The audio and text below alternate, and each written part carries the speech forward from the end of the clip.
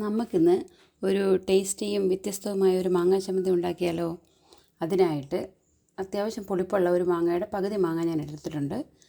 കുറച്ച് ഇഞ്ചി, 5 ചുള വെളുത്തുള്ളി, ഒരു 10 ചെറിയ ചുമന്നുള്ളി, 5-10 കാന്താരിമുളക് നിങ്ങളുടെ എരിവിനനുസരിച്ച് എടുക്കണം.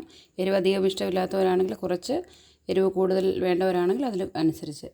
പിന്നെ ആവശ്യമുള്ള ഉപ്പ്, അരമുറി തേങ്ങ.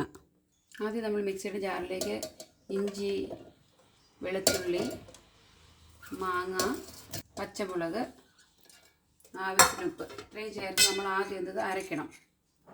ഇത് നമ്മൾ അരച്ചെടുത്ത് അതിലേക്ക്, അത് ഫുൾ അരഞ്ഞിട്ടില്ല, മുക്കാൽ ഭാഗം അരഞ്ഞ് അതിലേക്ക് നമ്മൾ ഇനി ചെറിയുള്ളിയും തേങ്ങയും ചേർക്കുകയാണ്. എന്നിട്ടത് അരയ്ക്കണം വീണ്ടും. അങ്ങനെ നമ്മുടെ ചമ്മന്തി റെഡിയായി കഴിഞ്ഞു. നമുക്കിതൊരു ബൗളിലേക്ക് മാറ്റാം.